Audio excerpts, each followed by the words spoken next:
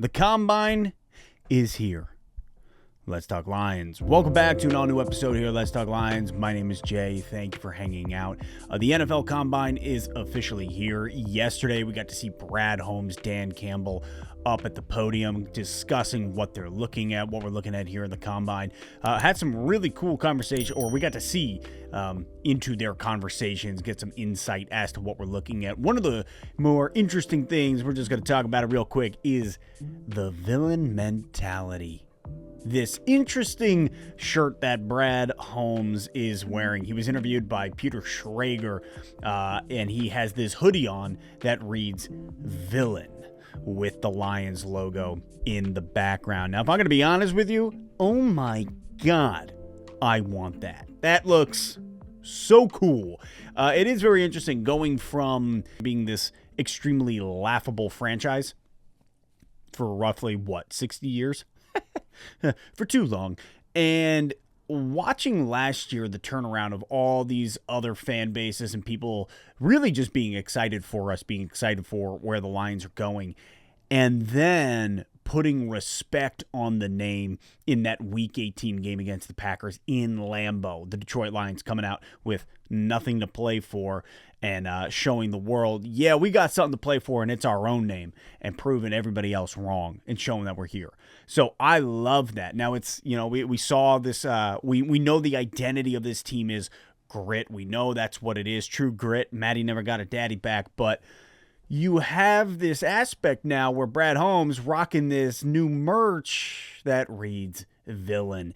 And what it means, I don't know. If I had to take a stab at it, it feels like we're kind of putting ourselves in the limelight of, watch out, we're coming for you.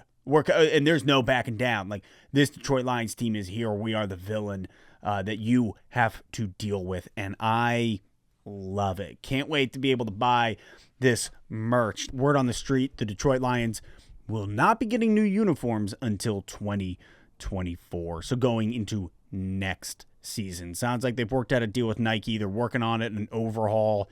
It sounds like they're going to pull in some of the old stuff mixed with a modern twist, an overhaul they called it, which will be interesting. However, we are getting alternate helmets this season, which is pretty exciting. I'm going to put my money down on the Lions going with a white helmet. Could you imagine a white helmet with the white jerseys and the white pant, an all white out? We would look cold as ice. We would look like villains. Well, I guess technically not, because villains are normally all in black and then all the whites, so I don't know. But shoot, seeing Brad Holmes in that villain hoodie, the white villain hoodie, oh man, you thought that was... Just saying. But whatever we do, it really is going to usher in the next uniform. Now, it was interesting listening to Brad Holmes talk during this his time at the podium, because over the last 2 years, the way that the Lions have drafted, the scouting, the talent that we've acquired, the way that Brad Holmes has gone into the draft has been foundation. It has been foundational. Really what we saw was the building out of the trenches and taking time to get the guys that are going to be key cornerstone pieces to this franchise for years to come. What is interesting going into this draft is saying, all right, what's Brad Holmes going to do this year?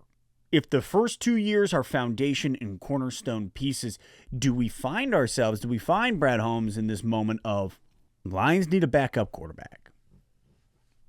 Lions need a backup quarterback bad. The Nate Sudfeld days are over, and they were 1 year. He's an unrestricted free agent coming into this new league year. Him as a UFA obviously didn't work out with Boyle or Blau. He made the comment of, we kind of were sliding into home plate going into the new season, week 1, without a backup QB. That was not the best position to be in. In fact, if we read it, he said, I feel like last year we kind of left training camp kind of sliding into home plate, trying to fill that backup quarterback role, Holmes said. That's on me. I got to do a better job of making sure that we're not in that position again. So that is something that we're going to need to address, whether it's here in free agency or coming up in the draft.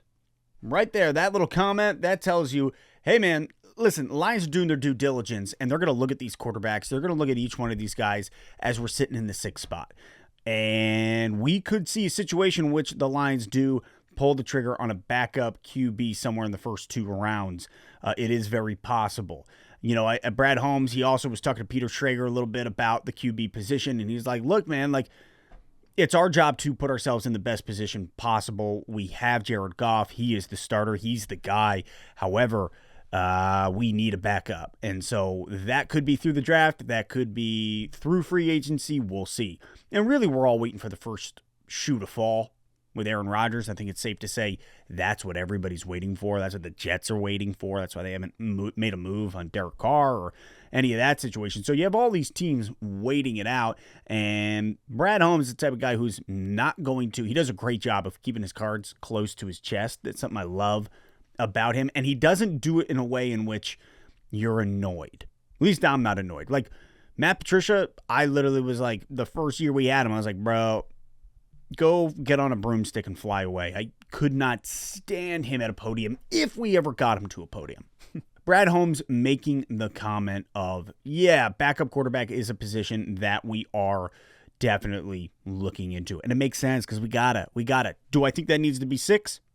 No, absolutely not. Do I think the Lions have the possibility and should look to trade back? Yeah, why not? If there's one guy I trust, no matter what Brad Holmes does, and I'm here for it, no matter what he does at 6, 18, or anywhere in between, I trust it. I'm here for it. I think he has proven himself to you, to me, through the first 2 drafts. It is just interesting to look and say, we could find ourselves in a position in which the Lions begin to start building going up. The cornerstones are set, and then we keep building going up. From there, Dan Campbell, in his presser, he made a couple comments regarding the coaching turnover. Obviously, we have Aaron Glenn coming back. We have Ben Johnson, who pulled his hat out of the ring. He's staying around. But we have lost a couple coaches, and to Carolina, nonetheless, where Todd Wash went, where Deuce Staley went, and the third one is escaping me. But with that being said, what was great was Dan Campbell did come out and say, hey, look, man, it was family issues. They had family issues going on down there, and it was a great way for them to be able to stay in the game, keep coaching, leave Detroit, go to Carolina. Because it was a question for me where I was like, why are we, if this team is on the up and up, Ben Johnson's sticking around, and then all of a sudden you lose Deuce, you lose Todd Wash, you have these situations where it's like, well, why? Turns out there's family issues. So, you know what? And I love it. I love that Dan Campbell's like, hey, man, that's not going to be fair to you to have 1 foot here, 1 foot there. It's not going to be fair to us. Go. And it's great. It is what it is. And I think what is fascinating is Scotty Montgomery. Bringing in Scotty Montgomery, I did not know that he had applied for the OC job last year. Obviously, the timing did not work out. However, with Ben Johnson being the OC and sticking around, you bring in Scotty Montgomery to fill the Deuce Staley void.